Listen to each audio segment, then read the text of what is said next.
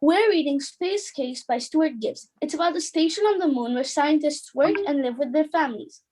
One night, a boy called Dash goes to the toilet and overhears one of the scientists talking on the phone about an important discovery he has made. He's going to tell everyone about it the next morning, and he's really excited. But soon after that, he is found dead. I tossed and turned for hours, then finally gave up and dragged myself from bed at 6 a.m., figuring I could at least check the slim screen for the latest news from Earth. However, as I clambered out of my pod, my 6-year-old sister, Violet, popped her head out of hers. Morning, Dash. She chirped. Is it breakfast time? Not quite yet. I whispered, trying not to wake up her parents. Go back to sleep. I hope there's bacon this morning. She said, ignoring me. Do you think there's bacon? No. I sighed. There has never been bacon here, and as far as I know, there never will be. Violet frowned for a split second, then turned to her usual perky self. Okay, I guess I'll have waffles then. She scrambled out of her pod and drifted down to the floor next to me. On Earth, Violet barely weighed 40 pounds. In the moon's weak gravity, she might as well have been a leaf. She was wearing bright pink Hello Kitty pajamas, and her dark hair was sticking out every which way, making her look like Thing One from The Cat in the Hat. Is the rocket here yet? I turned to her surprised. In my excitement about Dr. Holtz, I'd completely forgotten that a rocket was due that day, bringing you moonies and supplies. The rockets only come every few weeks, which makes their arrivals one of the rare breaks from the dull routine of lunar life. No, it's not due for another few hours, if it doesn't get delayed. Oh, maybe they will have bacon. I wouldn't get your hopes up. Too late. They're up. Want to play chess? You don't know how to play chess. I know what all the pieces do. That's not the same thing, I said. Did someone mention chess? My mother slipped out of her own sleep pod. In the one next to hers, I caught a glimpse of Dad, who groaned at the early hour and yanked the covers back over his head.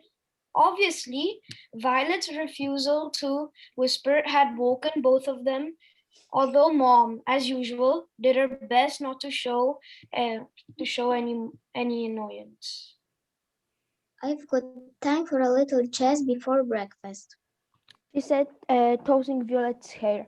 The two of them look so much alike with their frizzy hair, dark skin, and green eyes that people often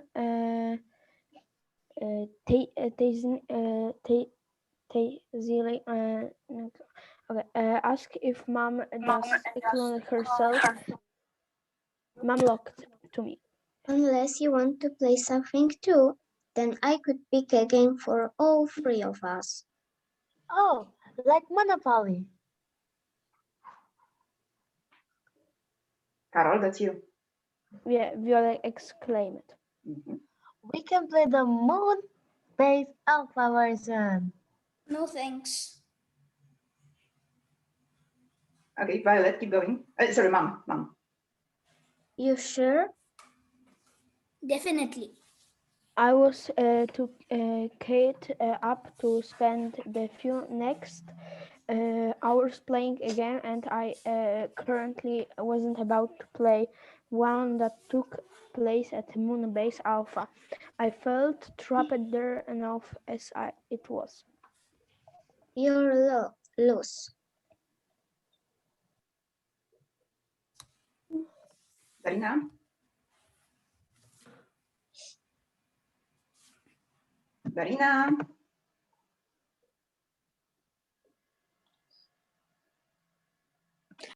Okay, I don't know why my microphone is off. Okay, go on. Mom chided, yeah? That's where we are. Mom chided. Then she turned to the slim screen. Computer, chess, please.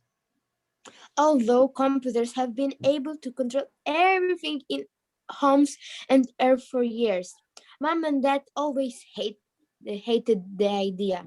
They never installed a control system back in Hawaii, but at MBA, the base computer is hardwired into every room, essentially ready to do anything we ask.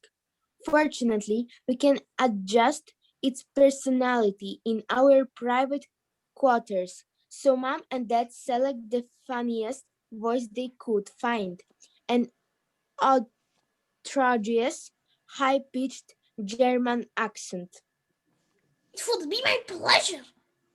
The computer squealed. What version of chess do you desire? Mom sighed a laugh. Surprise us. She said, I will do my best, my friend. On our table. On our own, That's Carolina. on our only table, the slim screen surface shifted from the standard simulated marble screensaver to a three-dimensional holographic chess game. The computer had selected an extremely ornate version with pieces that looked like they'd been molded from pure gold and silver and studded with precious gems. Oh, Violet gasped. can you make my pieces pink? I'm afraid I don't have the ability to admit others. The computer replied. Therefore, I can make them stink. Not stink. Mom snapped. Pink. Can you make her pieces pink? The computer makes this sort of mistake a lot.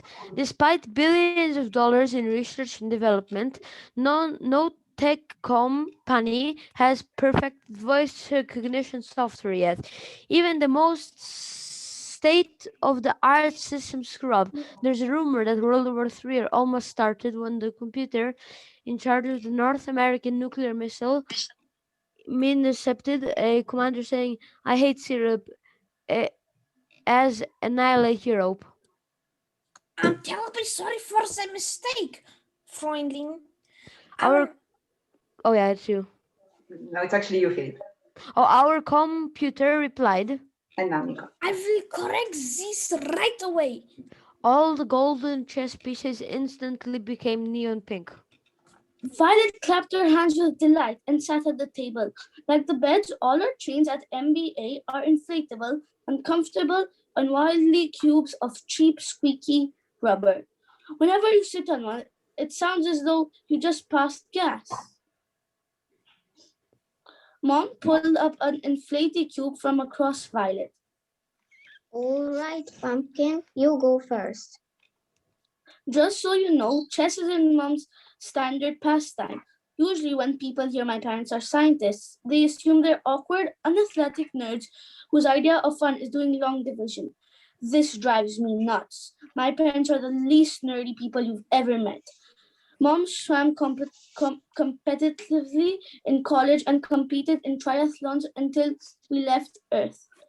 Dad is a rugged outdoorsman. He summited dozens of mountains and once free climbed El Capitan in Yosemite in a day. They met on a class 5 rafting trip down the Snake River. But more important, my parents aren't unusual. I've met hundreds of scientists, and more are almost as athletic and adventurous as my parents. I'm not sure how the whole idea of that scientists are nerds ever got started. On Moose Base Alpha, the residents aren't merely brilliant. They're also incredibly physically fit. The NBA gym at peak hours looks more like the locker room of a pure soccer team. Unable to focus on the chess game, I turned to the main slim screen of our room. This one is enormous, taking up an entire wall. We don't have a window. Almost no one at MBA does, as windows are insanely expensive to deliver and install in space. So we use screensaver to give ourselves a view. It was currently displaying Hapuna Beach on the big island at sunrise, waves lapping on the sand. Frankly, I prefer this to a window. We can project anything we want, while the surface on the moon is dull and gray since there is no atmosphere never changes. Computer, bring up the home page on the big screen. I said. Yeah, my hair. Hapuna Beach Nico. vanished. Nico, that's the narrator. That's Adit. Okay? Hapuna Beach vanished and the MBA homepage took its place. I scanned it quickly, hoping to see that Dr. Holt had called an important meeting for all residents. But there was nothing. In fact, the page hadn't even been updated recently. The previous night's Lunar Book Club meeting was still listed as the next upcoming event in the calendar. I couldn't wait in the room any longer. It was feeling even smaller than usual to me. Although Dr. Holtz had said he wouldn't be revealing his discovery until 7 o'clock. I figured he might be too excited to sit right as well. Maybe he was already down in the communal kitchen. Holding court, I went to Beru to grab some clothes. Going out already? What's the hurry? I'm hungry. You didn't even check the world's series scores. I checked Carol, them in the middle of... Okay, well, Carol, you are the narrator now, yeah? You should be reading. Mom sounded slightly suspicious. Carol, that's you, okay? Okay, Yash, go on. Miss, I checked them in the middle of the night. Charlotte beat Vegas 6-3. You're Carol? kidding. No, wait, but Carol needs to read that. Carol, you yes, are again. miss. So? Yes, miss, but I'm at 11. And yeah. This is 11. Yeah, this is 11, Carol. Yeah, okay. So, that okay. round, yeah? Yeah, wait.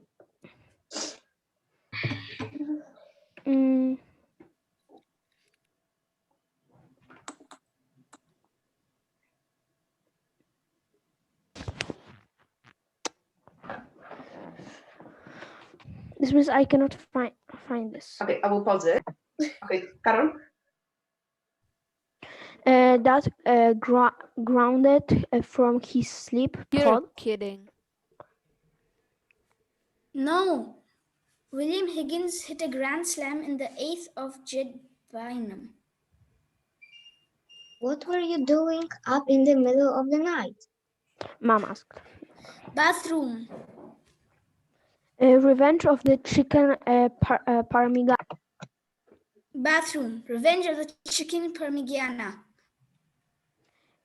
Didn't take long for me to pick up out clothes. Nice. The moon base is kept sterile. Our clothes don't get very dirty, which is good, as we have a limited storage space only. One laundry machine at MBA. Luckily, even if you work out hard, your clothes don't end up smelly. Acid, the dirty and grime mixing with your sweat that makes this thing on earth. Each pair of clothes can be worn multiply times before needing a wash. So we Muni's brought only 10 outfits each for our 3-year stay. This was fine with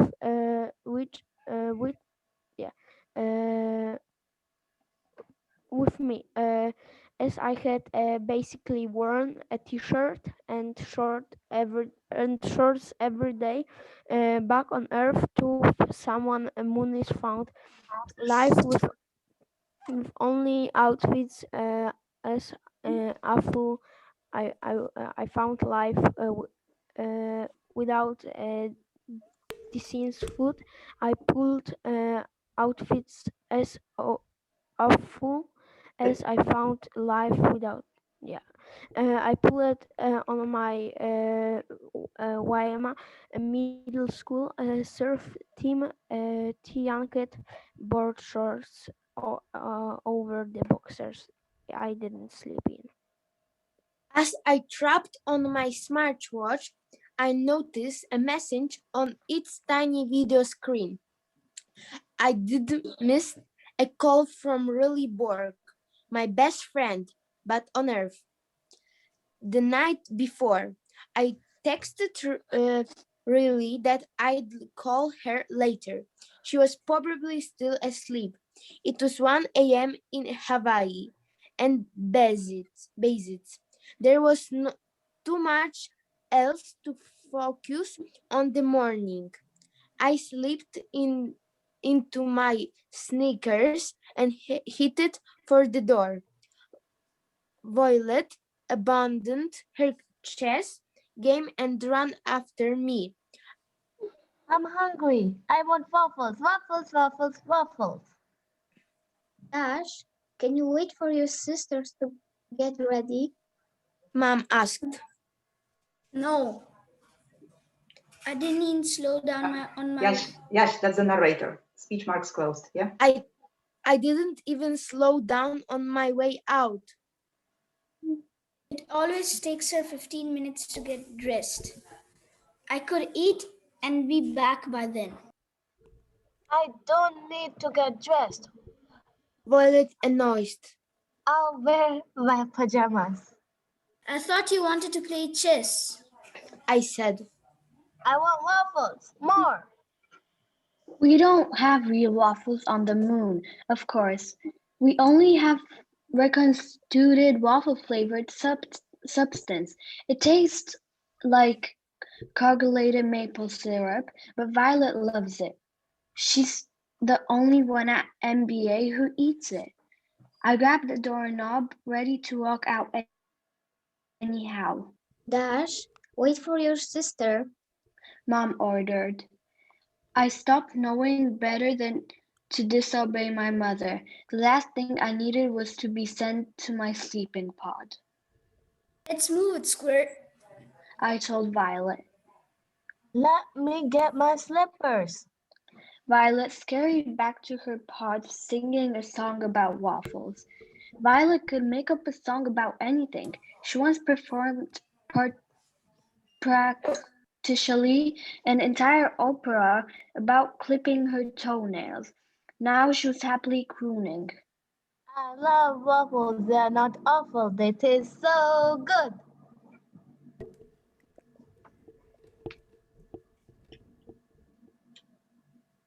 Philippe, A that's you. strange, urgent beeping suddenly filled the room. It sounded like a giant microwave announcing that the popcorn was done. It took a moment to figure out what it was coming from. Both slim screens at once, on the wall and on the tabletop. At the home page, the chess game vanished. We replaced with a message in blinking red letters. Urgent communication for Dr. Rose Harris and Dr. Stephen Gibson. Log into the secure portal immediately. Philippe? Oh yeah. Uh, I haven't even known information could be delivered this way. I turned to my mother, who looked as surprised by it as I was. Violet danced around excitedly by the noise and added her own whooping to it. Dad still hadn't emerged from his sleeping pod at the sound of the alarm. He had just jammed his fingers in his ear and burrowed under the covers. Philippe? Oh, Dad had never seen a more. Dad had never been a morning person. Steven, Mom called to him. you'd better take a look at this. Dad Thank stuck you. his. No, Philippe, that is the end.